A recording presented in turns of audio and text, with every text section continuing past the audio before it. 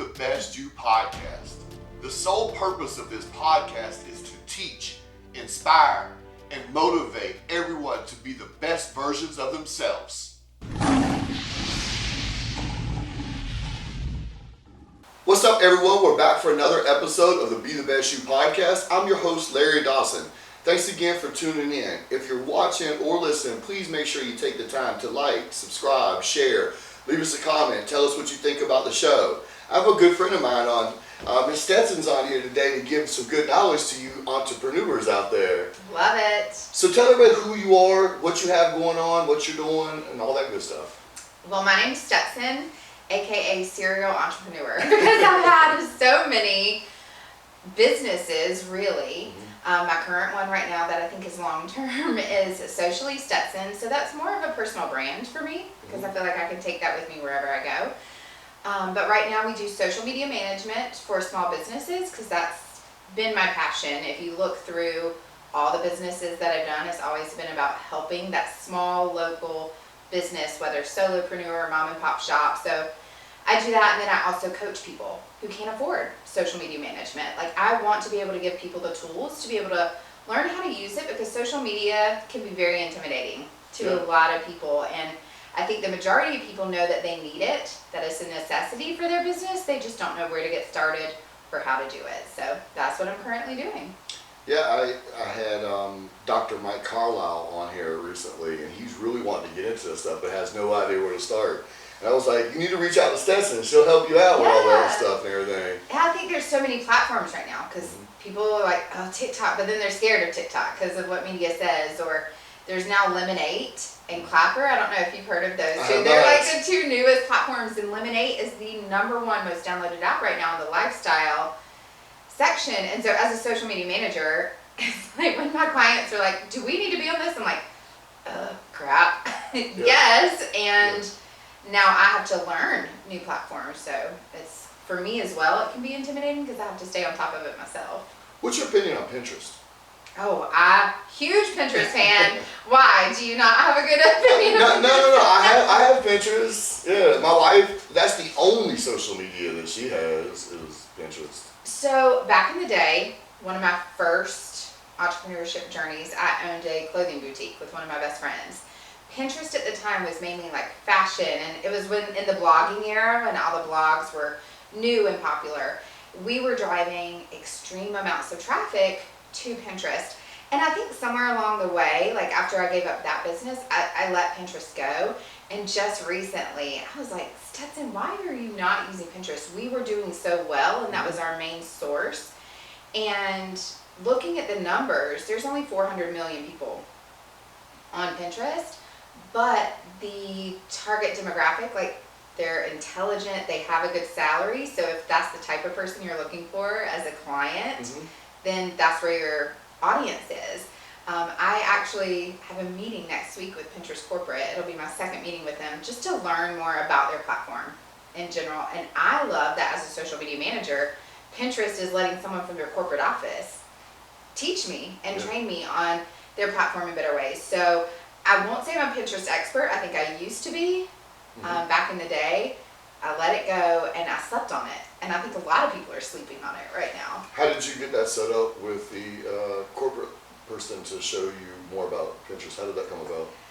Funny enough, so because I had a Pinterest account and it's been more personal and I haven't been really using it for business, I set up a completely new Pinterest account that I set up as a business page, an account, and somebody from them reached out to me and were like, hey, we see that you set up a business account, do you want help?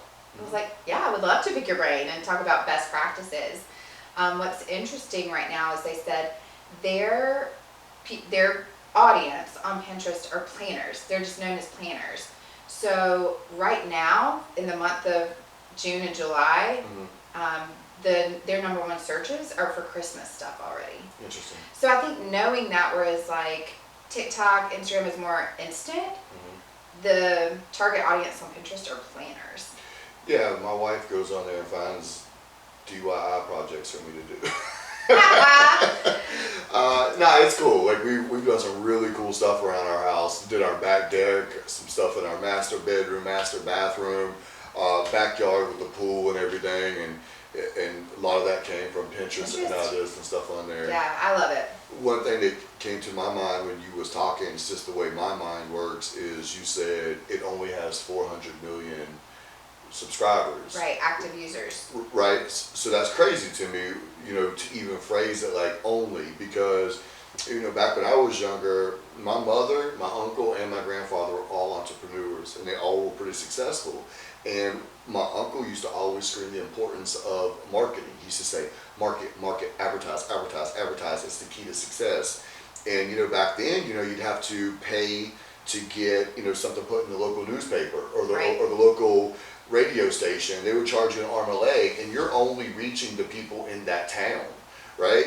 So I tell people now, like, you have access to the internet, whether it's Instagram or Facebook or Twitter or whatever platform you're using, to reach millions and millions and millions of people, and it's free. You're not even having to pay for it, unless you do a direct marketing advertising boost like that. But you don't even have to read. Like, for example, I think I have like 14,000 followers or something on IG. So if I post something, the amount of people that are seeing it without them even paying for it, if I pay for it, it'd be even more. So it's funny, like, to hear, like, if you post something on Pinterest, it's only 400 million people can see it, right? Right. But I mean, if you compare that to a Facebook, TikTok, Instagram, where there's billions. billion people, and then I tell people all the time, imagine you're at a concert, like a Coachella, a concert or something. Would you rather be on stage and your mic not work and try to talk to billions of people, 400 million people? And that's when we really get into talking about marketing, like your uncle was saying, into segmenting. Yeah. Like, okay, well, I just need, if I'm at that concert, if I said, I just need everybody wearing a red shirt to come up to the front. And then everybody with red shirts to come up front, and that might only be 200 people, but there's your message. And you can get that message to those 200 people, then they can go tell everybody in the audience. So I know a lot of people in social media management talk about niching down. I don't think at the beginning you need to niche down. I think you need to try to talk to everybody, see who's listening, and then go from there. Yeah, because you had mentioned coaching. Obviously, we do a little bit different style coaching, but I also remember people telling me, to stay in my lane with health and fitness with coaching, and me being like, what gives you the right to tell me that that's my lane? I'm educated in a lot of different areas and have life experience in a lot of different areas, and worked and done a lot of different things and experienced a lot more life than most people. So, it's funny how people will try to put their limitations on you, because when I'm doing, mentoring with kids or life coaching or leadership coaching, those people come from all different walks of life. They're all different types of nationalities, different racial backgrounds, different sexualities, the economic just difference between some of them from, high to medium to low. There's no common denominator except for one thing: people looking to be better and need help. I love that so much, because I do feel like in one of my past jobs, I was kept in a box a little bit, and was getting a lot of coaching and training for people just within that industry. And I see that a lot in real estate too, because now I work with a lot of real estate agents and who want social media help, and just solopreneurs in general. But they're only getting coaching from people within their industry. And it really took me, Larry, when I stepped out of that box, just took that risk, and I was like, I'm going to pay a couple $1,000s for, it was actually Marie Forleo. I don't know if you know her, but obsessed, love her. And because I related to her, she was a multi-passionate person, and she talked about having all these multi-passions and businesses and stuff like that. And she's started out as a life coach in the 90s and a business coach in the 90s before it was popular. But I wanted to take her training, spend a couple grand, so it was the first time, put it all on a credit card. I was like, I just want to learn. And I remember I had paid for some courses before that I felt like weren't worth it within my industry.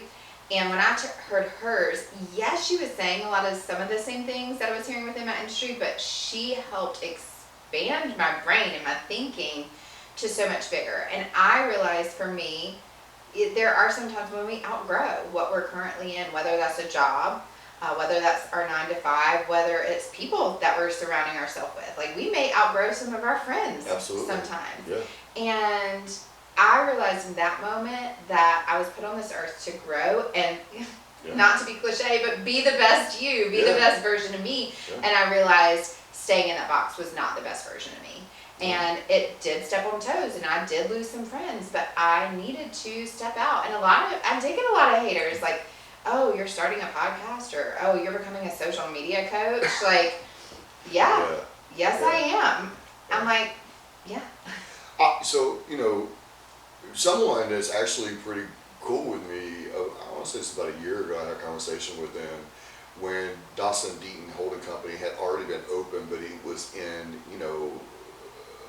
year one stage where, we're in year two stage now.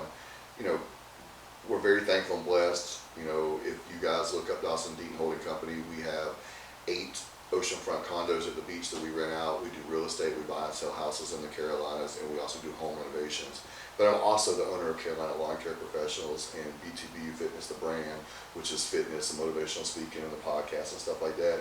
And I do other things here and there. And this person was saying to me, "Don't you think you have enough on your plate? Aren't you like too tired? Don't you have a lot going on?" First of all, I'm a highly driven individual that's constantly moving and constantly doing stuff. So no, it's not. And also, I read this book when I was, in my late 20s, and it was called The Richest Man in Babylon.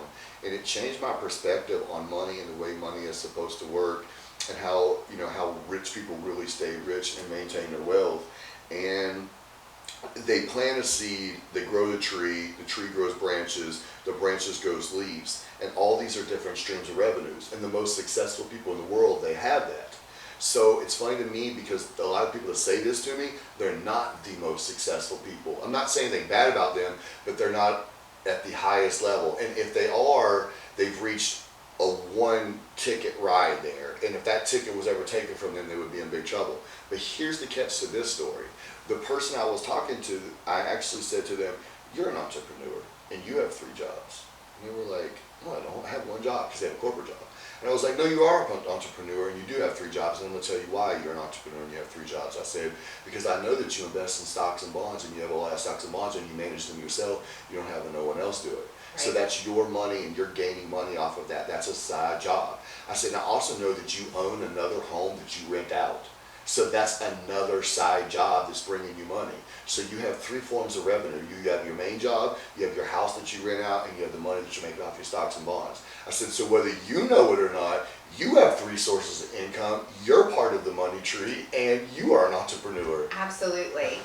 It's funny that you do that tree analogy. I remind me then, I want to write that book down because I love reading books about money and stuff, because I was in debt for a very long time. When you and I first met, we were neighbors, and at that time in my life, and maybe I don't know if I ever talked to you about it then, but I mean, I was struggling financially. I mean, I really was. I was very lost at that time. I was in a toxic relationship too, and I learned a lot about myself after getting out of that relationship, and just a ton of things. But I remember thinking when $1,000 was a lot of money. Yeah. Then I remember thinking when 5,000 and 10,000, and now when somebody says $1 million, I'm like, okay, like, no, we can do more. Like, so it's just funny because I remind myself of former Stetson when I thought like $1,000 was just a lot of money, and I don't want to discredit that. $1,000 is a lot of money. Yes. Depending where you are, I can take $1,000 right now. I'll take it, So it's not that it's not a lot of money, but I remember just thinking, like, God, it would change my life if I could make an extra $1,000 a month. And then now it's like, okay, well, we have a 6-figure business. What's it going to look like to get to a 7-figure business? And what is that going to look like? And it's so funny. I never thought I would get there. And when you do, it's still not enough. I'm like, let's go. Let's keep going. Yeah, you should always keep on. I'm addicted to growth, and I'm addicted to learning, and I am addicted to helping other people learn, just like you are. I think that's why we mesh well together as friends, because we help each other grow, but we both love pouring into others to help them grow. Yeah, I mean, the energy you put out is the energy you receive back. And I love the fact that you keep wanting to grow. Someone said something to me the other day, and I said, "Man, I'm just happy and blessed and thankful every day." And they're like, "Man, I wish I could have a positive attitude like that," and stuff. And I was like, "I have nothing to be upset about." I said, "I was sitting in a prison cell 8 years ago. I was like, I have condos, homes, boats, cars, money, businesses, amazing family, the most amazing wife in the world. I'm healthy, I'm thankful and blessed, I'm living life. And I'm not saying those things to brag, because that's not a brag. That's me saying I am very thankful and very blessed, because I meet people every day that have the same type of stuff that I have, sometimes less, sometimes even more, and they're not happy. They're Right. not thankful. And it makes me sad seeing how they're living their lives, and I feel bad for them, and I wish I could give some of my happiness to them, but I don't take any of it for granted. I'm very thankful and very blessed every day. I'm very appreciative for everything that I have. As you should be, and I love your story, because it is that little Cinderella story, Cinderfella story, Yeah. you know, you were in prison, and I know your story and how you came out of it. I think for the longest time, and maybe this will relate to anybody listening, I hope it does, I would see successful people who were millionaires now, who they all had Cinderella stories, right? Mhm. And then I would be sitting in the audience or listening to these people. I'm like, I don't have a Cinderella story. Like, I grew up pretty successful, middle class family. Like, both my parents are still married. They both love me. They financially help me if I ever need it. Like, I did not have that rags to riches story, and I just felt like, how am I going to be successful? Like, people are going to think I'm so privileged, you know, and that everything's just handed to me on a silver platter. And it really took me really through some therapy and just self-reflection. I don't need a rags to riches story. I don't need a Cinderella story. I just have to tell my story and be proud of where I came from. But it's funny, because I do think for a long time, the people who were speaking out were the rags to riches or Cinderella stories. And I just felt like I was less than, or like my story wasn't worthy of being told, because I'm like, well, I don't have anything that's just like mind-blowing or shocking or like, oh my gosh. And I'm like, no, but I have lots of failures and lots of things I could talk I could about. teach you all kinds of stuff. But I am blessed, and like you said, Yeah. blessed. Like, I am super blessed that I have parents who, when I did need financial help, were able to help me out. And I remember one time when I was starting this business, when I was... Trust and believe, everybody that came from that rag to riches story wishes that they could have had that too. So, I know. and like we were just talking about, being Right. thankful and blessed for that, you know? Yes. And I remember writing down, like, when I was deciding to leave my 9-to-5, worst case scenario. So I went through a, like, here's the best case scenario, and like, every time you go through a worst case scenario, I don't care who you are, every time it ends in like death and suicide. I mean, that's just what happens, because you're like, that ends up being worst case scenario. Like, I am so depressed that I have nothing, and da-da-da-da. But like, on one of my realistic worst case scenarios, I was like, okay, I'm gonna have to move in with my sister and brother-in-law if this doesn't work out. And I remember calling my brother-in-law and saying, all right, and he's a leadership coach as well, and so I called him and said, all right, Josh, I said, I just need you to know, I'm thinking about leaving my 9-to-5. I just wrote down my worst case scenario, and that would be like having to move in with you for 6 months. I need to know, if this happens, that I could move in. And he laughed. He goes, you know, you are welcome here, but he said something that stuck with me. I'll never forget it. It was really good. And he goes, isn't it amazing that your worst case scenario is most people's best case scenario? I agree with it. And to me was such a light bulb moment, and also such a blessing of like, I have family that will take care of me, provide for me, and they're supporting me to take this risk and to be an entrepreneur again. Because like I said, serial entrepreneur, I had owned 2 businesses before, I think even 3, that had not been successful. I had gotten really high hopes, got my family so excited, like, yes, I'm starting a business, and like, they were helping me financially get started, and then it would be a failure, and I would quit and get another 9-to-5, and then I would do it again and get them all excited. And so I didn't want this to be like that, but my family is so awesome that they're just like, we got you. Yeah. Live your dreams. You know, when you were saying that to me, I actually was thinking about one of my favorite people to listen to is Gary Vee. Oh. And so, you know, Gary Vee is... He's my best friend, but he doesn't know it. So, you know, Gary Vee doesn't have a rags to riches story. You know, Gary Vee was working for his dad's wine shop. Right. And, you know, it ended up, when he took over, it wasn't making like $20 million a year, but it was $1 million business. He got, if I remember the story correctly, you know, it was making 6 figures. His dad put him in charge. He went from making it 6 figures to making 7 figures.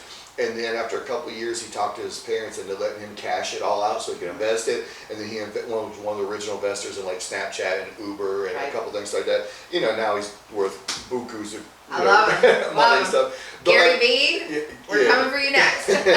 Gary, I actually met his agent down in Columbia speaking one time. He actually helped me get a really big speaking gig. Really nice guy. Thank you for that. But it reminds me of that. Gary Vee was not a rag to riches story. Gary Vee is it doesn't matter where you come from, you can do better type of person, which I appreciate because it doesn't matter where you come from. You can always do more, and you can always push the envelope further. You're right. I cannot remember one of his stories, and I don't have it perfect. Go look at his Instagram or TikTok to see it, but he had said, like, after he was a millionaire, like, he wanted to buy a team. Like, that was his dream, to, like, own a team. Sports team, Yeah. He's a big sports guy. And then he finally did after being told no so many times. So even if millionaires were getting told no, you can't do it. So I always say each level, there's a different devil. And that's so true. There's no amount of money that's going to make you feel better. There's no amount of success that's going to make you happy. And as a Christian, I always go back to the Bible where Paul's like, you have to be content with what you have. Like, God will not bless you more unless you're content with what he's already given you.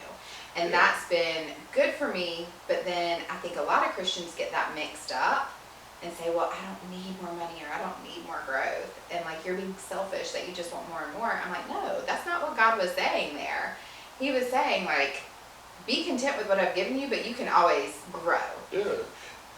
What did Biggie say? More money, more problems? Absolutely. Right? And someone was saying to me the other day, they pulled up a house on Lake Wiley.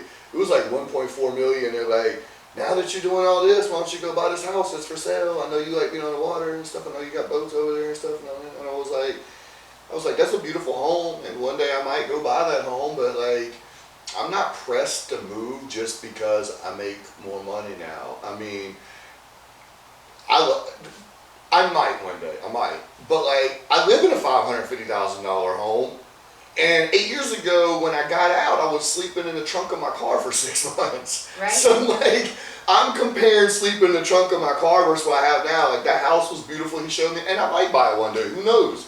But like, I'm not pressed right now. I don't have to keep up with the Joneses. I'm fine with where I'm at. I feel like people, as soon as they start to really make it and make it well, they have to run out and go buy a new house and go buy a new car and go buy a new this and new that and new this to try to like show their status and keep up and stuff. I don't care about that, and I feel like those are fake endorphin highs because I feel like your real happiness is within. And so if you're really happy and content with who you are and your life within, you know, having a nice home or a nice car or stuff like that is good enough. If you have a Lexus, you know, my Lexus is a year old. Oh God, it's a new year. I gotta run out and buy a new one now. No, like, why can't you drive that one for 3 or 4 years? Right. You know what I mean? Like. Well, I think, do you know what's funny for me? I think people tell me all the time because I am doing well with my business and doing things, and people are so shocked to find out that I still rent. But when you really look down, and I was able to like really talk to my dad about this, who is very financially savvy, and we just kind of looked, like, buying a house right now does not make sense for me and my lifestyle. Like, I am not married. Because I'm not married, I'm definitely not planning to have children anytime soon. And so, right now, my rent is fairly reasonable, and I travel so much. I love not having to pay for lawn care. I love not having to pay for repairs and do anything. And so, right now, at this time in my life, renting does make sense. Not to mention that the interest rates are higher than they've been in a long time. They're in the 7s right now. So if that's even something that was on your radar, you would want to wait until this correction's over and the interest rates came down. And I am looking, like, of course I'm looking at houses on the market, and I did make an offer. I will make offers on some, like if I want one, but I'm not doing an extreme high due diligence. I'm not doing any bells and whistles because it's not a need for me right now. I'd rather a family who needs it get it if they truly need it.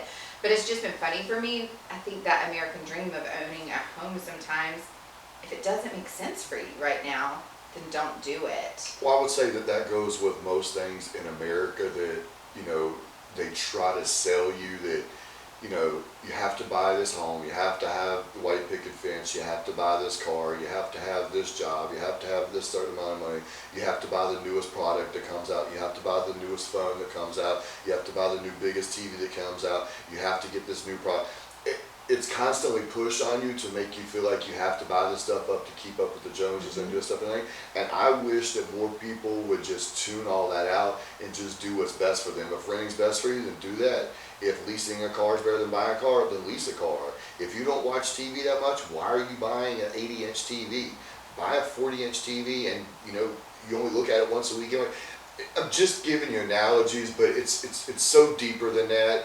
We are addicted as consumers to buy, even when we don't need. It's like we're convinced that we have to do these things. If more people would just focus on like what they actually need versus what they want or what they're told that they need. Yeah, I think the same goes for business too. And this was former Stetson, wanted everything perfect, and I think I definitely struggled with perfectionism for a long time. Yeah.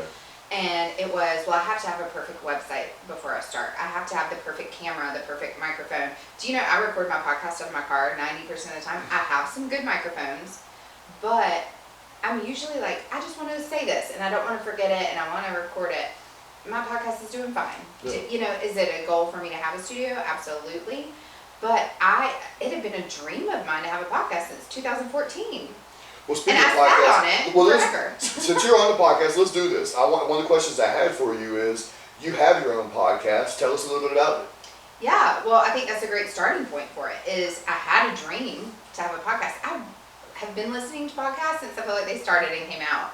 But it had been on my vision board and my dream of like, I want to have a podcast. And I would have all these notes in my phone of what I would talk about, what would my first 30 podcasts be about. And I just had all of these notes, all of these dreams.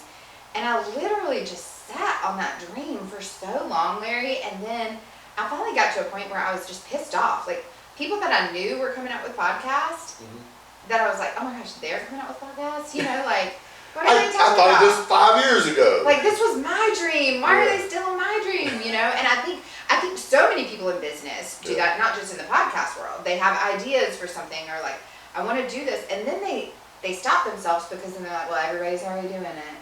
Everybody's already done it.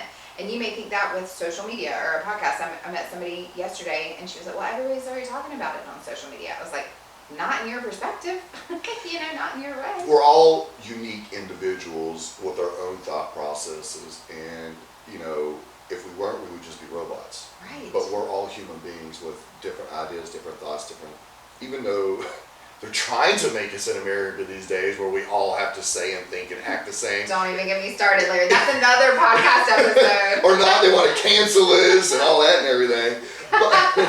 But good old days, nah, in all seriousness, like, it does, so, you know, it doesn't matter, like, if you're looking into entrepreneurship, if you're looking into health and fitness, if you're looking into economics, if you're looking into motivation, whatever the genre is that you're looking at, doesn't mean that because someone's doing it that you won't find someone else. My wife listens to a lot of podcasts, and she finds super cool ones that I like Bedros Killian. I don't know if you know him. And like, so I started listening to him. I really like his stuff now. And a friend of mine just bought me his books. Now I'm reading his book now. Yeah. But you know, so he's another guy that's talking about motivation and manning up and getting your stuff right. I already listen to several other people like that. I already do all that stuff myself and do that for other people. But like, we're like-minded. So I hear it, I'm like, man, I appreciate that about that man. Yeah. I appreciate his perspective on that. I feel a lot of the things that he's saying, you know, those are my thoughts and my perspectives. He's saying it in a different voice, and it sounds maybe a little different here or there. And so I also look at it like this. You was at Chicago Motor Cars when I spoke, and I was saying that we were all supposed to work together, not against each other. I look at it like this. So I'm trying to preach a message to people, trying to teach men how to be men. I'm trying to teach people how to be responsible for their actions. I'm trying to teach people to be better, you know, mothers and fathers. I'm trying to help the kids, you know, be better and mentor them. I'm trying to help people be in better shape physically and mentally and spiritually. I'm trying to push people in every which way possible. If I hear someone else coming along that's doing the same thing, I'm not hating on them or putting them down or saying don't pay attention to pension fee. I actually would be like, check this guy out. You know me, so you might get tired of hearing my voice. Go check out David Goggins. Go check out Ed Milet. Go check out Pedro's Killian. Go check out these different people and listen to their message. Maybe because you got tired of hearing me and you don't want to hear me no more. So go listen to them. Right. I listen to Ed Milet. I do love his show too. And through some of his guests, have really learned about new people, and it's just different. I mean, there are podcasts I listen to for just like fun, like all my true crime stuff, which I'm that white girl statistic that listens to all the true crimes. Like I don't know why. It's funny how many people tell me that too. It's just funny. I heard it on a podcast the other day, actually. They were like, if you enjoy listening to true crime podcasts to unwind, you had trauma you have not dealt with. I'm like, no, it's just entertaining. Yeah. Stop reading into this. Yeah. But I like that, and then I do like some of the business ones, and like the Ed Milet, Jenna Kutcher, stuff like that. So I really enjoy it. And for my podcast, I was telling you before we started recording, it's just that I love that you can't see who liked it, you can't see who's listening to it, you can't see who you're pouring into. One of my best friends the other day said, she was like, oh, I really loved what you said in your podcast. And I looked at her, I was like, you listen to my podcast? I was like, my own mom doesn't listen to my podcast much. So it was just interesting. She said, yeah. Mom, you better listen to my podcast. She listened to hers. But no, it was funny because she said, I was surprised that a best friend of mine was listening to a podcast, and she said, yeah, she was like, I actually really like it. It's saved on my favorites, and I feel like I've gotten to know you deeper as a person. And I don't know why. I think the podcast for me has been different because there's a difference between being personal and vulnerable. And I think I show personal on Instagram and Facebook. Now, I'm very private on there, even though people think I'm very open and they feel like they know me on there, but I'm not really posting a ton of like private stuff on there, but I'm very personal. Gotcha. My podcast, I feel like I can be more vulnerable because I feel like the types of people listening to it understand that, and they're more loving and compassionate around it than where there's like trolls on social media, you know? Yeah. So, and nobody's like can comment, like troll comments on the podcast unless you're posting videos, which I'm not yet. So for me, it has been a safer place, and I feel like I've gotten to know just a really strong community through it. I also think this, when I'm looking at my business 40 years from now, so I'm about to turn 40 and I'm going to be 80. Okay, I would love to be retired by the time I'm 80, but I was like, what is something that I could still do at 80? I'm like, I would love to still be doing a podcast at 80 years old because that's something doable. It's something that brings me joy. Do I truly, honestly think I'm going to be teaching social media at 80? Heck no, I'm probably not even in 10 years because it's going to outgrow me. Like everything's changing so fast. It's already hard for me to keep up with it, even though I say that, but then I'm kept up more than 90% of people. So it's just changing so fast. So I have to look at my business long term. What makes the most sense for me to monetize and make the most money? And I do think people need to look at that too. So I have a friend right now, great entrepreneur. We're about the same age, and she's doing like decorating houses and stuff, but she's getting older, and so like the strain on her body of like painting, climbing up the ladders, like lugging big things, she's like, I'm not gonna be able to do this like that much longer. And so I think we really do have to take a step back and look at our business, and that's where I'm like telling her, you need to hire more people, like, because then you could do more homes with just more people and manage it. I was like, you don't need to do the work, you know, like you can be the creative aspect of it. And yes, but she loves doing it, but I'm like, yeah, but you could love it more. You know, so it's having those conversations and again, stepping outside the box. How can I scale this and make it bigger and enjoy it more? And shout out, if you're in a business right now, one thing you can do to scale and grow is hire a social media manager. Because I heard at the speaking event yesterday, the majority of people feel like social media has become their part-time job. Yes. And they're spending more time trying social media and frustrated with social media and that it's not working and that they're not getting leads more than they are even focusing on growing their own business, which is frustrating to me. I'm like, just hand it over to somebody. Let us take care of it for you so you can enjoy life more. And people don't even realize that. I get asked so much, what is a social media manager? I'm like, exactly what it says. Like, we manage your social media. We send you, if somebody's DMing you, asking you questions, like, we're going to let you know, like, hey, you have a client asking you questions. Yeah. Help us answer it. So I think it's one thing, people think they can do it really easy because it's accessible to everybody and we all know how to post something. So people think I'll just do my own social media, but really sometimes you can relieve some of that stress and frustration and be more present with your kids. I went to my nephew's baseball game. He's 7 years old. And I was so overjoyed when he was like, Aunt Tess, can you take me? I was like, yes. Yeah. I don't have kids, so as much time as I can spend with my nieces and nephews, I'm going to. And I got to take him to a baseball game, and I told him, I said, Ace, I'm going to be on my phone working. I've got a couple emails, I need to do, so I'm going to be sitting there, but I'm going to be working. He's like, okay, that's fine. But I caught him looking at me so many times to see if I was paying attention when he was up to bat or about to catch or do something. I was very mindful. I ended up not working at all because he kept looking so much. And I was noticing other kids looking at their parents who were on their phone that entire game. I think I was the only one not down with my head in my phone. And Larry, when I'm telling you, it made me so sad. I was like, please get off your phone. I just wanted to go tell everybody, be present. Yeah. Be present in the moment. And that's my new message for social media management and for my business is I want to help you be more present with your family, in your business, on vacation. Take something off your plate. Be present. So that was eye-opening for me to see how I could help more people, and then just priorities. We have to have our priorities straight in life. I'm not even going to get into the cell phone thing and all that because I have a 7-year-old and 10-year-old. I could do a whole podcast episode about that. I'm just going to concur with what you said and say I agree. And I even have more strong feelings, but I'm going to let that go. We'll come back. I'll come back for that one. But yeah, you're 100% right, and people do need to do better. All right, so let's dive into some of these questions now. So what is the importance of social media for small businesses? Well, I think it's free advertisement, like we were talking about earlier. It is just a way to advertise your business, but also for people to get to know you. So right now they've been doing interviews with Gen Z. Everybody wants to market to Gen Z. They're the young crowd who's doing a bunch of the purchasing and buying decisions right now.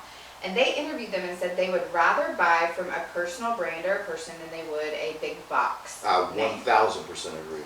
And I do feel like the Kardashians made that kind of popular. They were the first ones that kind of Cindy Crawford did too when she went into Kmart and stuff like that. But that's what happened. I think the Kardashians made a big shift. Love them or hate them, I think they're brilliant.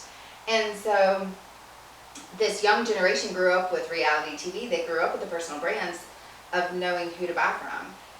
There are so many social media coaches out there online. The ones that choose me, we connect with on a deeper level because they chose me for a reason. They've already been watching me. They've already been listening to my stories. They already know that they're going to work well with me, right? And I think we do social media management for a flooring company. You would think that would be, okay, just a flooring company. No, we put a personal brand on it. We put a name to it. He's a 87-year-old black-owned business. He's been in business forever. We love to talk about that. We love to talk about how it's a family business, how his kids work for him and grandson works for him, and just here's what you're going to get when you hire the flooring business. You're going to get this family that cares for you and cares for the floors in your home. And he's 87. He is so knowledgeable about this, and he's done this for years.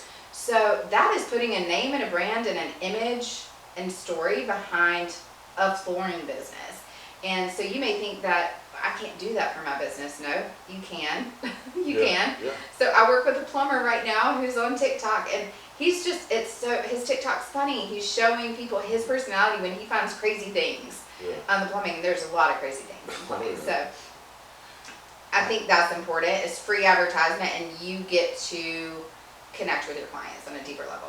Yeah, and when you put your name out there, it sticks. It's like planting a seed.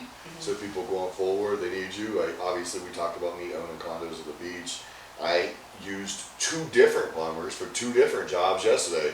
In one of my North Myrtle Beach condos, I had someone go take out the old garbage disposal, someone put something in there they wasn't supposed to and replace it with a new one. And then I had another plumber on the south end go put a new dishwasher in another unit. So yeah, like you drop those seeds out there, and then you watch them, get watered and grow and get beautiful, and Right. so yeah. Yeah. So the next question I have for you is, you took the risk of leaving your 9 to 5 to be a full-time entrepreneur. What advice would you give to someone else about doing the same? I'm a huge advocate of everybody leaving their 9 to 5s. And I think that's part of the reason I love social media, is because I'm working with so many like aspiring entrepreneurs. Mm-hmm. I'm very passionate about pursue your dreams, not someone else's. Mm-hmm. Like I said earlier, like I kept failing, quote unquote, in my entrepreneurship journeys and going back to a 9 to 5. And I think that was my scarcity mentality, that security blanket. And after that third time, Larry, I was like, I'm leaving again and I'm never going back. Mm-hmm. So now there is no plan B. There is no other option for me. Yeah. I will never go back to a 9 to 5. My last experience at a 9 to 5, it was pretty awful. Not in the sense that they were awful, but the sense that it was the first time I was at a desk 9 to 5, and where there were no breaks, there was no like true lunch breaks, there was horrible vacation hours, and I just remember being like, I am not here on earth to Make somebody else rich? not even and true, Yeah. true, but taking the money out of it, I was like, our life, and the older I get, the shorter the days are, the shorter life is. Yep. I'm almost 40 and feel like I'm 20, and so it is, how do I want to spend the rest of my time on life and also honor God in it? Because I was so miserable going into that job, and I'm naturally a happy, joyful person. You know this about me, and I could feel that I was losing myself. So that's the advice that I would give somebody who's considering maybe on the seesaw of teetering of whether to leave or not. If you feel like you're losing yourself and who you're meant to be, and you're not the best version of yourself, then leave it. My mom worked in corporate for 46 years. She loved it. She thrived in corporate, and it brought out joy. She loved going into an office and meeting people, and she was in HR, and she loved the group of women that she worked with. They called themselves the HR honeys, and they just truly enjoyed it. So work brought her happiness and that security of her job, being able to provide for her family. Because I don't have a family, it might be different. I only have to depend on Well, myself. different strokes for different folks. We was just talking about how we're all different. So some people thrive in that. Some people thrive. Some people hate it and just do it. Some people are in debt and have to do it. Some people don't think there's another way out or scared. Some people love it, enjoy it. But it doesn't matter. Whatever the reason you are there is, you are there. From an entrepreneurship level, it's funny because the word entrepreneur never really stuck out to me until around 2019, and it became like this cool thing where I kept hearing people like say the word entrepreneur, and like it was being pumped out there, and I'd see these videos and these guys saying and stuff. But before 2019, because I've been doing stuff solo on my own since I came home in 2015, I had been doing that, and I never necessarily labeled myself an entrepreneur. Yeah. I just was like, I'm starting this business, and I'm gonna run this business, and I'm gonna do this, and then all right, well now I'm gonna do this, I'm gonna make this work. And then around 2019 is when entrepreneur started to become a hot word, and everyone wanted to be an entrepreneur, and hearing that word a lot.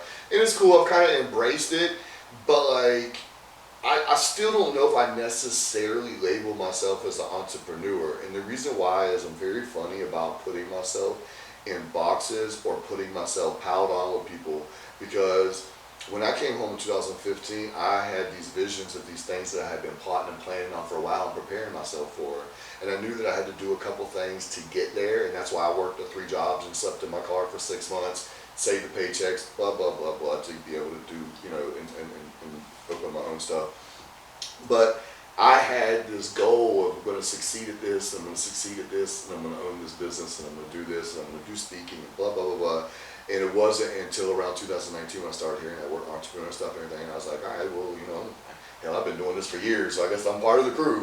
But like, I just look at things, I'm different, I'm my own man, I have my own way of going about things. I try to give people the best piece of advice I can. One of the things I hear from a lot of people, that want to be entrepreneurs or that, are struggling and stuff is health insurance and struggle with the health insurance. What is your opinion on the health insurance? How, you don't have to tell me your personal business, what you did, but what's your opinion on that and having to do the health insurance on your own outside of a company giving that to you? That's a great question. And I love my answer. I want to touch on one thing real quick, just because when you said, not putting yourself in boxes as entrepreneur, this is just a funny thing that I remember. One of my very first memories in life is career day in first grade, when we had to dress up of what we wanted to be when we grew up, and I put boss. Like, I wanted to be my own boss. I knew that at 7 years old. So when I say that it was God's dream on me all along, and I just kept fighting it and going back to the 9 to 5. Tug of war. Tug of war, God. But my mom made me dress up as an artist instead. She was like, just go with something, But it was just funny. I remember that. Health insurance wise, so although it was very important to my family and my parents, it was never such a huge thing for me. And mainly because I feel like I'm healthy and, try to take care of myself. I mean, I say healthy. I could always be healthier. Too much Chick-fil-A is never healthy. But I worked for my first jobs were never truly corporate. They were all for small business owners.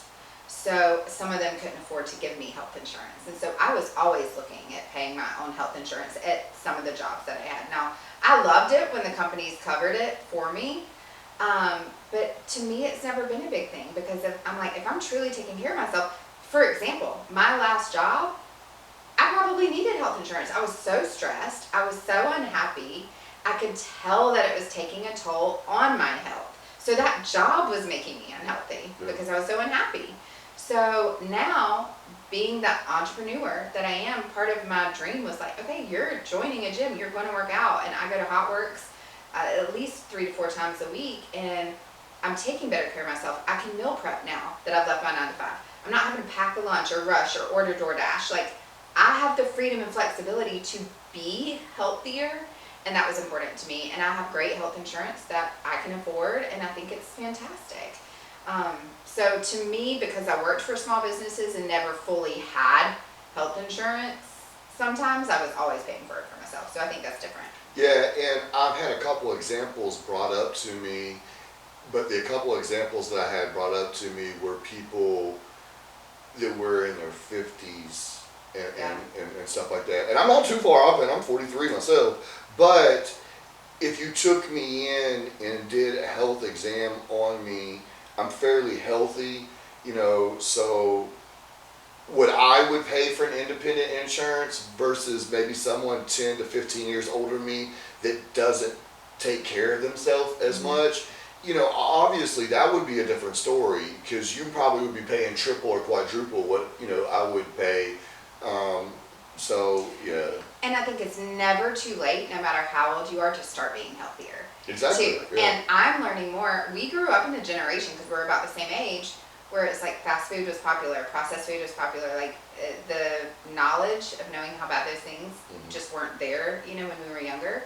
My grandfather knew. He knew how bad it was. He was a doctor, and he would say all the time, don't eat those Pop-Tarts, But now, I'm just learning more. For example, one of the small, tiny health changes I've made that I can tell a huge difference is I've given up regular coffee. Because regular coffee, first, if you look at all the chemicals and poison of what they do to grow and produce the coffee, is awful for you. And it was making me feel 9 months pregnant. I was just feeling bloated all the time, acid reflux, and I was living like that for years. I was like, what? I just started listening to my body more when I did start working for myself. I'm like, okay, why do I feel bloated? Why do I feel this way? When I gave up coffee and switched to mushroom coffee, yes, it took me some time to get used to it, but oh my goodness, when I tell you, I didn't even know my body could feel this much better. And I've lost 17 pounds since switching to mushroom coffee and just doing HotWorks to get rid of some of the toxins in my bodies. And those little changes have given me bigger changes to make. I did these little changes, and so it is like a snowball effect of healthier choices. But I love that working for myself now, not having the stress. Now, granted, being an entrepreneur, you have your own stresses. Right now, I have plenty of stress going on in my business. But it's not nearly as stressful as some of those 9 to 5s were. Funny you brought up Pop-Tarts. I was talking to an 18-year-old that I worked with the other day, and I was getting on him about not eating right. And one of the things I said to him was, I said, stop eating Pop-Tarts, man. I said, that's not real food. He looked at me so confused, like, and he was like, what do you mean it's not real food? And I was like, it's not real food. No. It's not a fruit, it's not a vegetable, it's not grown, it doesn't come from an animal.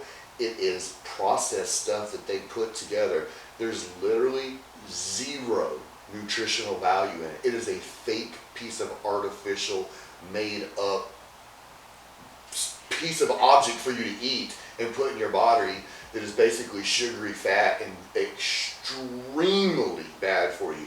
There's not one single part of it that has anything good in it. So like, for example, you could take a piece of fish that is really good for you, you could fry it in grease and dumb it down, so now you've taken probably 50% of the health out of it and made it a little bit unhealthy.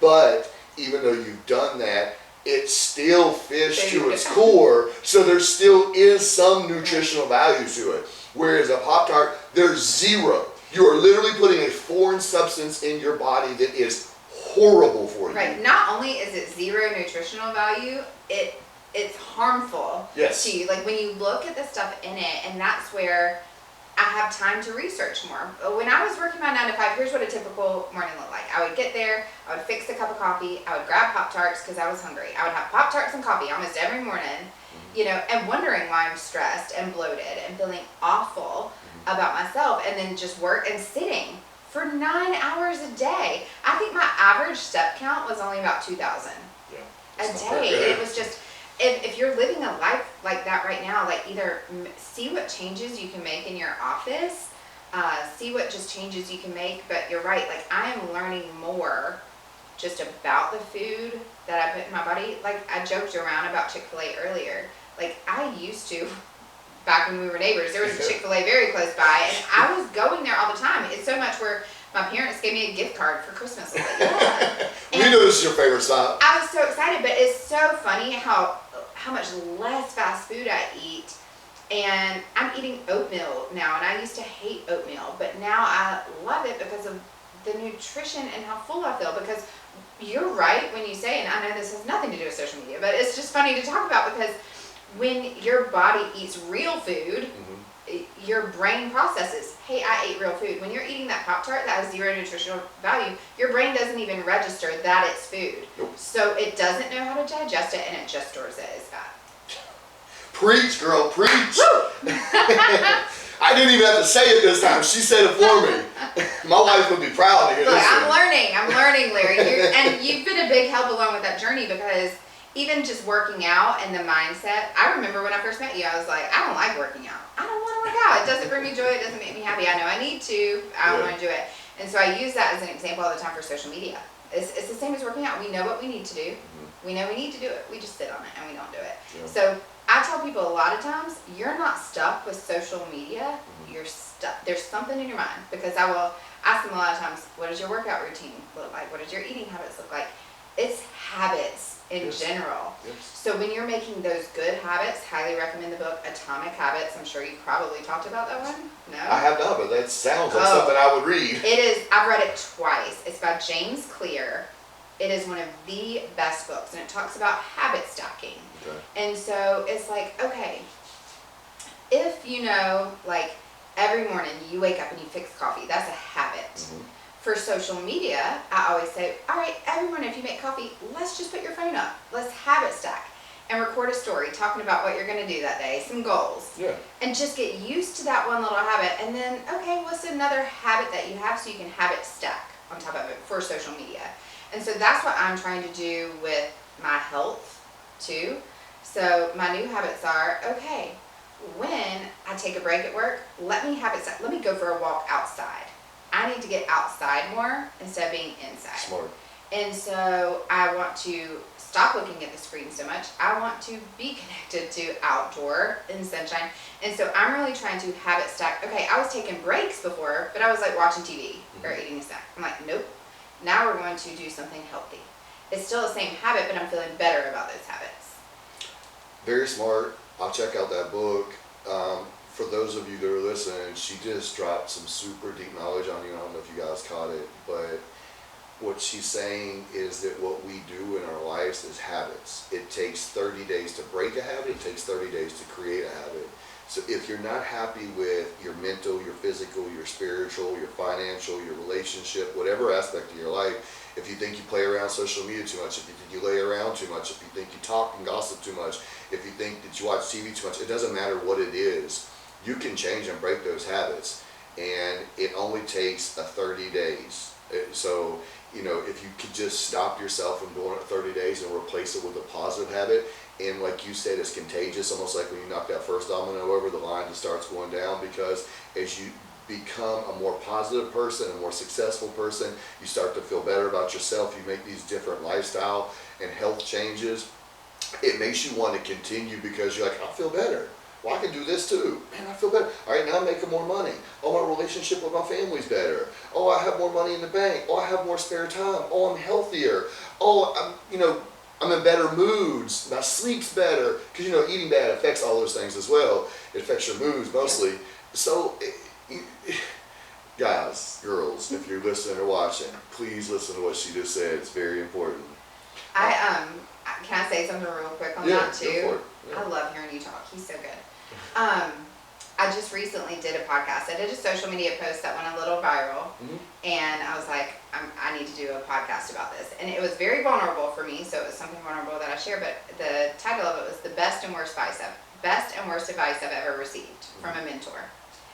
And it talked about, I went to go see a mentor of mine in my industry to ask her for some financial advice. She was a millionaire, self-made millionaire. She was kind of known for just like really being a good steward of her money and truly helping people. Within my first 5 minutes of sitting down, now I had printed out my budgets. I had gotten everything ready for her in a notebook so we could talk. The first words out of her mouth were, well, I just need to know, how long have you struggled with being fat and obese? I was shocked. That was not like a thing that I was expecting. She came right at you, didn't she? She came right at me. And I basically kind of told her the truth. I was like, well, I remember struggling with weight my whole life. Like, on my dad's side of the family, we've all struggled with her. I have some pretty big family members, and it's just been a thing. I'm not naturally skinny. I have to work hard. And so I just kind of told her, I was like, all my life, and here was the worst part of her advice. She said, you're never going to be successful if you can't control your weight. And here's why my podcast episode that I did on it is that it was the best and worst advice I ever received. How she delivered the message was awful. I ended up leaving her house, not happy. We didn't even talk about finances that day. But it was the best advice because that's when I started studying more, and that was around the time that I was reading and listening to podcasts more.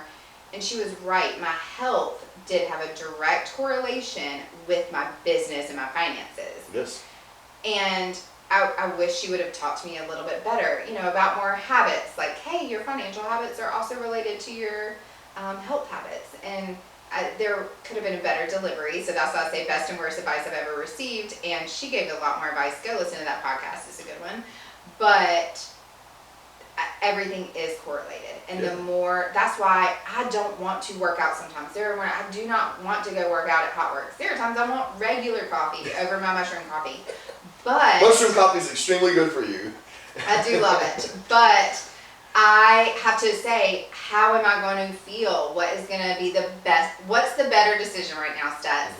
I know you don't want to go work out. I know you don't want to go to HotWorks, but you're going to feel better afterwards. And in return, you're going to have more energy to put into your business. That will also affect your clients and your bank account. So go get your ass in the gym right now. I appreciate your insights on some of this stuff, and I appreciate you being honest about that type of stuff, because different conversations I've had with different people, I've had people straight up tell me that they had another coach or another person, whether it was life or fitness or leadership, whatever, and tell me, I couldn't take them serious because I looked at them and they were in shape. And this is them talking to me, saying to me, I see how you carry yourself, the way you are and stuff, so I appreciate hearing the things you say to me. And, I take that in, I appreciate the comments, but them saying that they couldn't take those people serious. And the reason why they said they couldn't take them serious is because when they were looking at them, they were thinking to themselves, why should I take you serious when obviously you don't take yourself serious? Because if you took yourself serious, you would be in better shape, or you would carry yourself better or whatnot. So people do tend to judge like that. Absolutely. And there's this old school saying that say a lot of people spend their entire life to gain their wealth, only to spend all that wealth to try to get a little bit of their health back at the end. So I say, why not be smarter, and as you're building your wealth, continue to hold on to your health as well. Right? Yeah. Why do you need to lose your health in the process of gaining wealth? I know so many people that do both, so you can't tell me that that's not possible, because I am a living proof of that, and I know several other people that are living proof of that. I think also for the longest time, I was also focused on my business. So it was, I'll take care of my health after I grow my wealth, I think and that's what a lot of my people do. financials and my business. When I realized that they directly coincide together, my business will grow. So there, like I said, there's so many times I don't want to focus on my health. Like, I don't want to put me first a lot of times. Like, I have client deadlines. I'm going to be able to deliver that client deadline more efficiently if I take care of myself first. So we're going to take a pause on these questions real quick, because We have totally gone on a tangent off social media and business, but I love it. So I believe in the trifecta. I believe to truly be the best version of yourself, you have to be on point mentally, physically, and spiritually. Now, your spirituality could come, you could be a Buddhist, you could be a Christian, you could be a Muslim, you could be in Scientology, whatever, House of Yahweh, it doesn't matter, whatever form of religion that you choose to make your spirituality, that is on you. But spirituality is spirituality. I believe for you to truly be the best version of yourself, you need to be on point mentally, physically, and spiritually.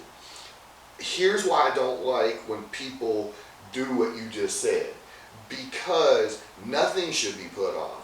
You should always be trying to be the best version of yourself. That's where the be the best you came from. Because do you want to be a bad daughter to your parents? No.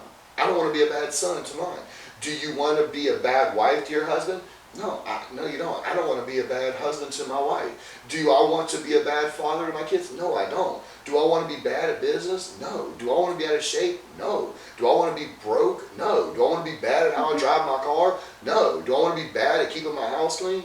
No. Do I want to be bad at any of these things? No. So if the answer truly is no, I don't want to be, I actually want to be good at those things, then why wouldn't I invest the time and energy to do those things? And my number one pet peeve in this entire world is when people tell me they don't have time. And the reason is Larry, same. The reason it's my number one pet peeve is because I feel like if people followed me around for like 48 hours, 72 hours, they'd be like, good God, he did more in those 48 hours than I do all week long. But yet those are the same people that'll tell me they don't have enough time. I'm like, what? Like, no, we have just the same amount of time. I just don't make excuses. I make it happen. You make excuses. You allow yourself TV timeouts and gossiping timeouts and social media timeouts and BS and timeouts where, like, if I'm like, I got an extra hour, I'm like, all right, I'm going to invest this into my wife. I got an extra hour, all right, I'm going to invest this into my business. I got an extra hour, I'm going to invest this into my body. Like, you have to capitalize on those moments. We all have the same amount of time. You have to be right mentally, physically, and spiritually in every aspect of your life to be the best you have to focus on. And whether that's your business or your personal life or your friendships or your relationships with your kid or your parents, you know, the way you drive your car, the way you fold your clothes, the way you cook dinner, the way you clean your house, the way you talk to strangers, all of it matters. All of it is a reflection of who you are as a human being. Yeah.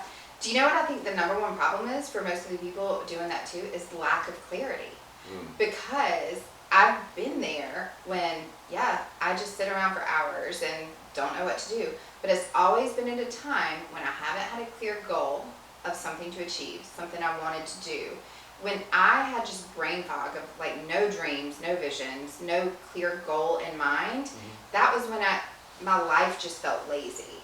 And I am such a visionary, and that's, you know, where I feel like my spirituality as a Christian, that's what God has put in my path. Like, no, Stetson, it talks about goals biblically. It talks about that. So it's like, we are supposed to be moving forward. That's how we're designed. Yeah. And I think a lot of people are living in mini depression life. With the Netflix and technology out there, we are so stuck to TVs and phones. And I recently just rebought a new Kindle because I want to read more and watch less TV. That's part of my new habit. Yeah. I'm like, okay, I'm doing all these other little habits. What's something else I can do now? Now that I have these healthy habits, I want another one. And part of that was reading morning and night instead of grabbing a phone. Good for you. And I'm loving it. I read a full book the other morning before I even started my day, and I loved that because it just made me feel even more accomplished before I got out of bed and did something. I hope you guys are paying attention, dropping them gems on y'all. All right, so the next question I have for you is, have you felt any of the effect of the crunch on the economy lately? And if so, what advice would you give to others that are watching or listening about what's going on? Yeah. Currently, I just lost over $64,000, if you want to talk about that. So we have monthly clients. They pay us like for social media. So I do have several streams of income. I have my monthly coaching. I have an email subscription, public speaking, all the things. My main source of income is social media management. That's anywhere between like $500 to $4,000 a month, depending. And so small businesses pay us, and then I pay a team. I have 7 people total on my team. And, you know, we run the social media management side of it. We do TikTok, Pinterest, YouTube. We do all of it. And so we have a lot going on. Well, recently, one of our top paying clients wasn't paying their invoice. And we talked to her about it. She had a client not paying their invoice, you know, so it was a ripple effect. So if you're listening, pay invoices, it affects a lot of people. But she had to say, I'm so sorry, I have to cancel my services. So understood. Well, then we had another client like, hey, the economy, price is going up. This is an easy cut. You know, I think social media management is an easy cut for some people because they're like, I can just do it myself. Mm-hmm. You know, even though they don't want to, it's an easy cut for them. And so we recently, not due to any bad work or things that we're doing, the economy, it's also July. I think a lot of people are vacationing and trying to save money for the fall, but I think there's like a total of 6 clients that we just took a hit on. And it was like $64,000 for the year. And I'm sitting there, and this is where my emotional maturity has grown so much, where I allowed myself to freak out about it for like 30 seconds. And luckily Brian and I talked about it, and he's like, get over yourself. Just don't freak out. You know, like, you're good. You started from zero. So it's taken that back. I started this business with $0. Yeah. I wasn't making any money. So what did I do to get my first clients? Let's go back. Let's go back to that. So I do feel, yes, the economy is affecting our business. It's affecting lots of small businesses. So that's why. But then now my messaging is changing to like, hey, is the economy affecting your business? Are you looking to save time and money? If you want to spend less on like a marketing team, because a lot of people have in-house marketing teams and stuff like that, it's like, you can pay us less. We're not charging insurance. We're not charging 401ks. So some more corporate people are looking at us now. And so I do have some things in the works, and hopefully we'll get some more clients. I trust God that He will provide. I'm very faithful to Him and my business, and I'm not freaking out. I'm just doing the work. Very smart. I'm glad you made that shift mentally. Just knowing that entrepreneurship is always going to look like this. It's a roller coaster. And this is my first July that I've had not working a 9 to 5, because I quit my 9 to 5 last August. Gotcha. So this is my first month in July. So I'm like, noted. Clients leave in July.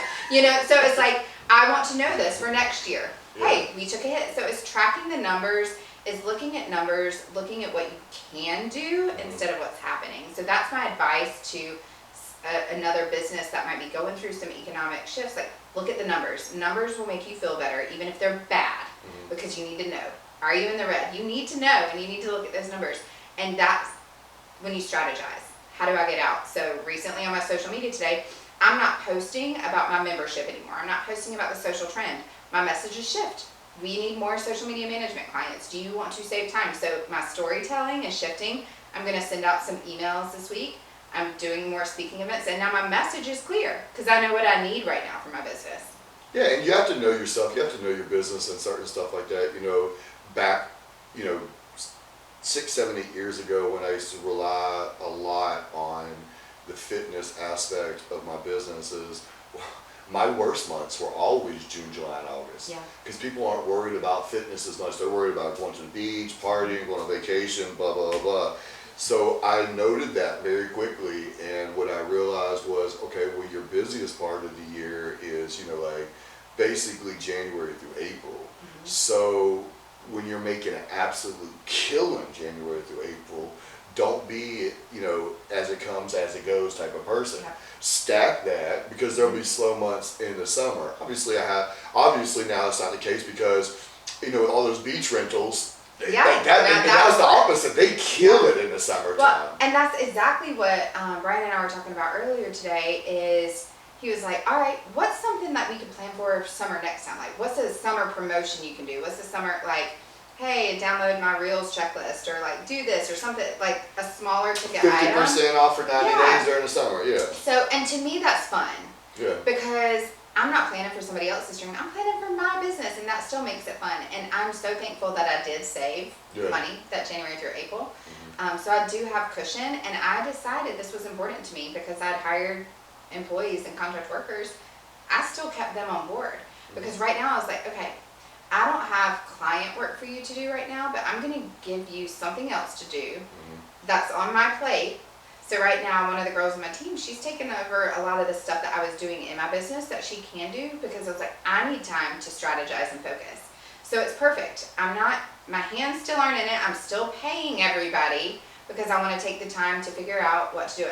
Old Stetson would have freaked out and gone and got another 9-to-5 job. It's funny, as I'm hearing you talk, I was literally thinking about me and my wife's dynamic in my head. My wife is amazing, and she just makes me a better person. Yeah, she is. Shout out. She's a little hottie. So we have this really cool dynamic. She's wound a little bit tighter than I am, and the last business we opened up together, and like where something will happen, like it'll be like a little setback or something. I'm used to it. Stuff like that happens with my business. Something will happen, and I'll be like, all right, whatever. And she'll be like, what do you mean? I'll be like, I'll take care of it. It'll work itself out. I'll get some work on it, whatever. And she'll be like, I don't understand how you do that. She'll be like, you just act like, she's like, you're so calm and cool. But really, I'm not explaining all this. My wife knows this about me. In reality, the reason I'm like that is because the reason I have become successful and the reason that I am successful is because of my mindset. It is the key to everything I've ever done. Since 2006, when I read the book, The Law of Attraction, everything that has happened in my life, it's happened by what I learned from that book, and that is, you believe it, you think it, you speak it, you make it happen, you manifest it into reality.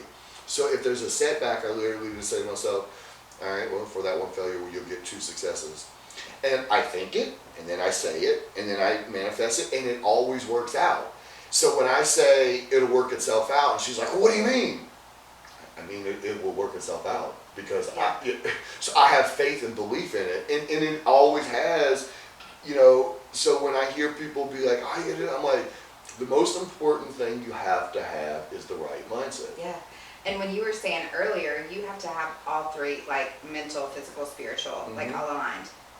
Spiritual for me, I grew up a Christian, and for the longest time, I tell people this now openly, I put my religion on the shelf. Like, I was like, burned a little bit. I'm like, okay, God, doubted if he was even real or not. Like, that was part of my journey, and was like, I'm struggling so bad. Like, come on, bless me. A little bit. I was like, I'm working my ass off. Come on, what's going on? And I just wasn't trusting the process. And it was so funny because when I really sat down to talk to God, my higher power, all I kept hearing was like, you're not listening to me. You're asking for a lot of things, but you're not listening to what I'm saying. And you're not doing some of the things that I've told you to do, or to let go of some of the people and things that I've told you to let go of. So of course I'm not going to bless you. You're not listening to me. And you know what? I still struggle with that. It's still a struggle. So I'm not going to say I'm perfect in my spirituality, even though my podcast is the faith-based world, but I know that other people struggle with that too. And for me now, it is important for me to focus on my spirituality more, just as much as I am. And you're right. It's like all 3 work together. It's like riding a bicycle. You can't just pedal on the right foot and stay up. You have to pedal both and keep going. You have to pedal first, you have to keep your balance, and you have to steer. All 3. All. And you have to keep going. And are you going to be shaky? Yes. Are you going to go up hills? Yes. But you have to keep all three going. Yep. Yeah, I love that. Preaching. Sorry. Preach, preach. All right, so the next question is, would you say you work more hours now for yourself or when you were working for someone else? I work more happy hours. That's like, they're happier hours. I truly used to not believe people when they say, when you do what you love, you'll wake up every morning and love what you do. And that's not every morning, I promise you, because you're dealing with clients or you're dealing with client fires. I think it depends on what season you're in. Right now, we're looking for new clients. I'm doing a lot of speaking events. I am working a lot more weekends and different hours.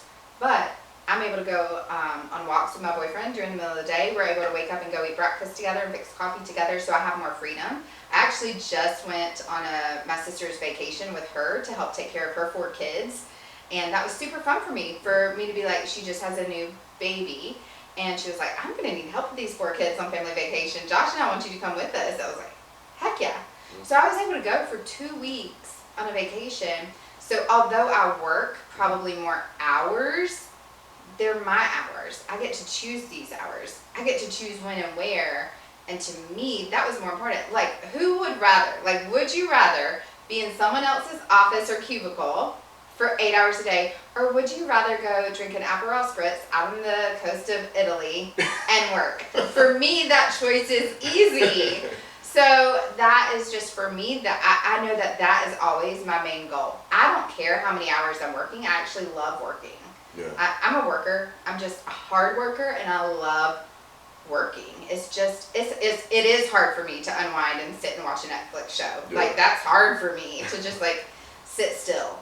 I'm working on that too. But for me, that's always going to be the better choice. So I may work more hours, but they're better hours, and they're the true happy hours of entrepreneurship. I concur.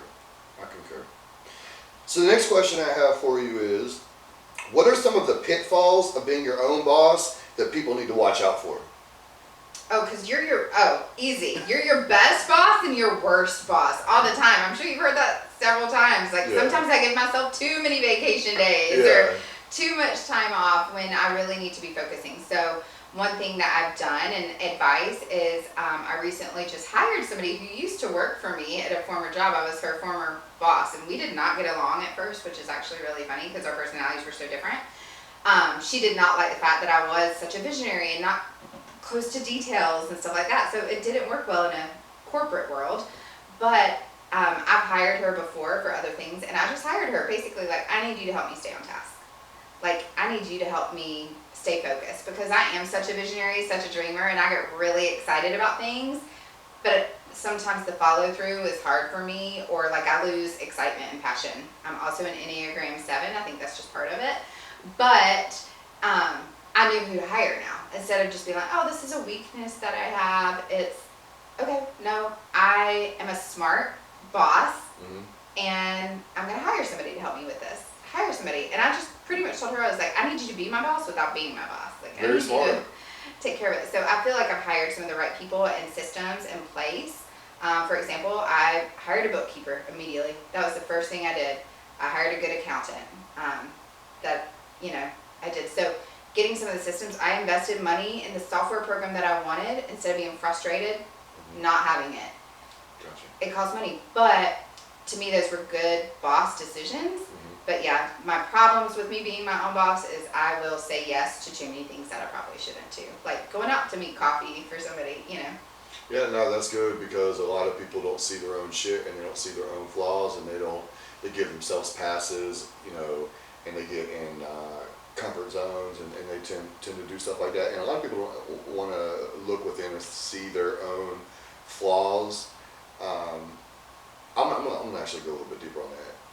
People try to put me on a pedestal all the time and say a lot of good stuff about me, and like say things to me. And I say to people, don't do that. I'm a man just like you. I said, what separates me from most people is I have a very unique ability to self-check myself and correct it immediately and get back on point. that separates me from most people because I don't need no one else to motivate me. I'm very self-motivated. I actually will admit when I'm in the wrong and when I'm doing something that's off, and I will correct it immediately and not make those mistakes again. And I will stay on myself about stuff. And those abilities to be that way, to look within, to want to be a better person, and to strive every single day of my life to be a better person than I was the day before, has allowed me to be this person I am now. So people see it, and I would say maybe people are enamored by it a little bit, and they want to like boost my. And I tell those people, no, don't put me on a pedestal so I can fall down. Not that I ever think I'm going to fall down, but I am a man. I am a human being, and I can make mistakes just like everyone else can make mistakes. The only thing that separates me is if I make one mistake, I will catch my one mistake on the spot and be like, man, you are messing up. Not again. And I will immediately fix it, correct it, and work my butt off to be better. So yeah, that is a really good thing that you knew that about yourself, that you understood that about yourself, and you brought someone in to help you with that. And I love that you said that too, because I have put leaders on a pedestal before, Mm-hmm. and they've always disappointed me. Mm-hmm. So it was like, what's the pattern here? It was my expectations of people. That was the pattern. It wasn't anything to do with them. Yeah. Because you're right, we all make mistakes, and I feel the exact same way, because I think with social media and owning a business, we do have people look up to us, Mm-hmm. and they do put us on a pedestal, and being able to speak on stages, I think automatically puts us in a light of where people admire, and I hate that word, but it's true. It's what it is, yeah. But I'm the same way. I'm like, don't put me on a pedestal. I actually recently just lost a pretty good friendship that I thought was a good friendship. But I'm like you, I admitted my faults. I got caught in a little gossip circle and probably said something about something that I shouldn't. I wasn't thinking it was gossiping at the time because I felt like it was truth and facts. But the person called me and was like, did you say this about me? And, you know, I was like, yeah. I was like, I'm really sorry. Like, I'm so sorry. I shouldn't have got caught up in that gossip circle. I apologize if it hurt anybody. But I want to tell you, I'm extremely sorry. Mm-hmm. I think she was a little shocked that I was like, yeah, I did. I think she was expecting me to like Lie or like cover that up. And then, I mean, our friendship is broken. I've done all I can to repair it, of like telling the truth. And I can't blame somebody if they don't want to be my friend. I don't have to be liked by everybody, because I feel good about myself knowing I admitted my mistake, I said the truth, and we're not perfect. And if somebody can't understand that and accept that, then that's on them, and they need to work on that for themselves. They know that I'm here as a friend, but we have to give ourselves grace when we make mistakes. I made a mistake with one of my contract employees. Like, I kind of jumped at her pretty fast. Like, she had a project due. I felt like I had given her all the information, and then when she got it back to me, it was like crap. It wasn't anything like I had felt like. And I was like, if my very first things, I was in a stressful day that day anyway, and I immediately was like, this isn't anything that we talked about. Like, what were you thinking? I called her immediately and was like, hey, I said, I want to first apologize that was my tone of voice to you just now. I said, can I just please explain what my morning has looked like? And I explained some of the things that had happened in the day, and I said, I definitely took that out on you just now. I said, I am so sorry. I hope you still want to work with me on this project, but I need you to know that I was in the wrong. And I immediately told her, because I knew that was wrong. And I don't even know why I did it. It was just a hot moment. But she was like, thank you so much. She was like, yeah, I felt like that was not your personality at all. I was like, it wasn't. What do you know about my personality? I was like, it wasn't. And I said, but I need you to know that I am truly sorry. And so I wish more people, Larry, would do that. I wish more people would they cover it up, or they make a mistake and then they feel shame and guilt about it for years. There are people just walking around with shame and guilt for something they did 10 years ago. Yeah, I had someone that worked for me yesterday, did not want to tell me the truth about a mistake they made, and they tried 3 different times to lie to me and whatever. I knew the mistake they made. It didn't matter. That's their character flaw. It is what it is. I think one of the things with me that there's usually not a lot of middle ground with me. I've noticed that, like, where a lot of people, some people have indifferent opinions, like, whatever. I think that people either really, really like me, or people don't like me at all. Yeah. And the reason why is I'm very direct. I'm very straight to the point, and I am not a yes man, I'm a real man. I'm the first person that will get on your ass if you're doing something wrong, but I'm also the first person that will give you a high five, a hug, shake your hand, and tell you I'm proud of you, that you did great at something. I demand a lot of myself, and I demand a lot of others. So I come straight forward, and if you're my friend, and anybody that's watching or listening to this that spends any time around me knows this about me, Larry will come off a little hard sometimes, but his intentions are the best. Yeah. He's pushing you. He won't give you the answer you're looking for. He's going to give you the answer that he thinks is going to help you the most and make you better. So it tends to leave out all the middle for me. People tend to really, really like me or not like me. I think people like me at first and then don't like me once they get to know me. And it's funny because, yes, social media, I'm going to be high energy. That's when I'm doing my videos. And, like, I think people don't realize, like, me on social media, I am promoting. It is marketing. My goal is to get clients. Am I who I am? Yes. There are sometimes I am high energy, and that's when I'm recording those videos. And when I go on vacations with friends and stuff, my best friends know I am not a nighttime drinker. I'm not going to go out to a club with you. Like, I'm Neither am I. I'll have some, I like mimosas or Bloody Marys for breakfast. I like a little day drinking, laying out on the beach, going and enjoy a hotel and read a book. Like, I am very low-key fun because I'm a quality time person, love spending time and intelligent conversations with people. That's what fills my cup more than like going out to a club. Yep. And did that college days. But it's funny because I think I come off so high energy and fun and bubbly, like on my social media and stuff. People just think like, oh, she'll be such fun, life of the party. I am not the life of the party, I can tell you. Like, if you want that, that is not me. Baby will be in the corner ready to go home at 9 p.m. So. Boy, I think you just stole my wife's words and personality. That is me. That's her all day long. All right, so the next question I have for you is, what tips could you give to those watching or listening that you think would help them grow their business? Ooh. For just like generic small business, like tips, honestly, my number one tip for anybody I work with right now is hire a bookkeeper. I mean, that's always my first one because that was my problem in my business, is being scared to look at the red numbers. I knew they were probably red, but I didn't know. And numbers have power because then you know where to grow and what to do. So if you don't have a bookkeeper, that's my first one. Get a bookkeeper. My second one is, like, as a tip, is to make sure you're on the right path in the right business. Like, take some time to truly write out what you love about your job, what you hate about your job. When I did this, here's a great tool and tip. I wrote down, out of all the jobs I'd had, when I was starting this business, I wrote down on a sheet of paper, this job, this job, this job. And I had 2 columns under each job. Everything I loved about it, everything I hated about it. If anything showed up more than 3 times, I circled it. So it was crazy. One of the things that showed up 3 times in the positive was training. Like, I loved training people. I didn't even realize I had done that at a lot of my jobs, but I was like, okay, that worked because it's true. I love training people in my podcast and in my membership and seeing those light bulb moments. And then, like, one of the things I hated was being at a desk, like not having the freedom. I mean, that one definitely showed up. A couple of other things were like managing budgets and numbers. Like, that wasn't something I wanted. So then I knew I had more clarity on my business. So that to me was a good tip. So I think, go do this project, do this tool, take each job that you've ever had, even if it's from high school, even if it was babysitting, you know, whatever it is, write down what you liked about it, what you hated about it. If anything shows up multiple times, circle it. And you can design the business that you want. Even if you're working corporate, you can figure out how to shift to make that more enjoyable for you, because I think we get too much on that hamster wheel of doing the same thing over and over, and we don't take time to self-reflect.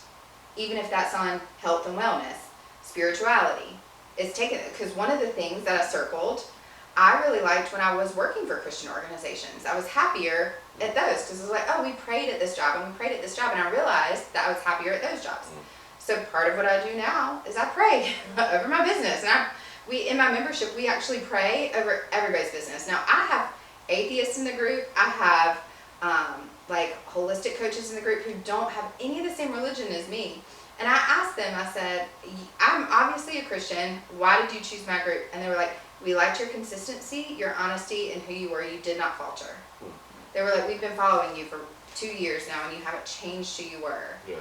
And that's where we go back to just being yourself. Because although they're not Christians, great. I welcome them. Yeah. They don't have to show up for the prayer part. But they love learning from me because they trust me.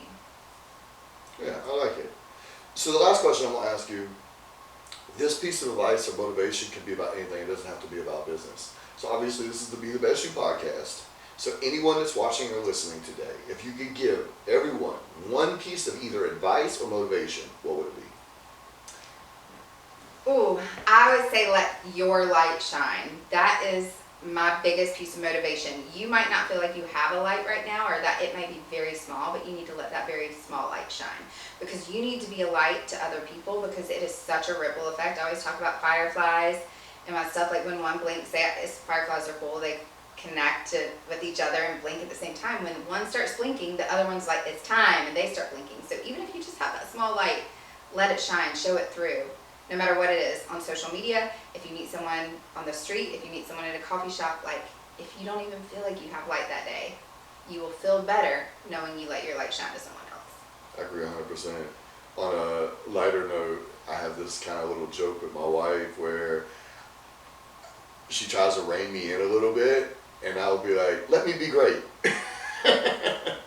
But I completely concur with what I love you're that. saying. I'm going to start using that. Just let me be great today. Yeah, let me be great. But in all seriousness, that's a great piece of advice. And if you are watching, let your light shine. And maybe it'll rub off on someone else and their light will shine. My grandfather, you've probably heard me say this before because I referenced my grandfather a lot, and he had a lot of great sayings he was known for, and one of them was, smile and the world will smile with you, frown and the world will frown with you. So put that smile on your face, speak to a stranger, say hi, say something kind, open a door for someone, let your light shine, and watch that help someone else's light shine. Absolutely. Yeah, so before we wrap it up, let everyone know how they can find you, your services, give them a website, a social media handle, an email, anything that you'd like to give them. Oh my gosh, I'm embarrassingly easy to find. Okay. It is my name, Stetson K. Patton. The K does need to be in there. Or you can search socially Stetson, and I usually come up. But if you find a Facebook page of me with red hair, that's my old one that got hacked. So if I have red hair, don't follow it. Look for the blonde girl. And the name of your podcast and where they can find it. Socially Stetson on Amazon Music, Apple Podcasts, Spotify, Anchor, RSS feed, all the things. Check her out, and if you need social media help, that's the lady to help you. Well, thank you for coming on. Appreciate it. It was a great interview. I enjoyed the conversation mostly. Me too. I need you on mine now. You got to come be a light on our podcast for sure. Say no more. I'll be there. You gave me the honor of coming on. I would love to do the same thing for you. If you guys liked the episode, man, leave us a comment. Tell us what you thought about it. Let us know what you'd like for us to talk about next time. Please like, share, subscribe. Help me get this video out there. Thank you again for tuning in to another episode of the Be the Best You podcast. Until next time, try until you fly.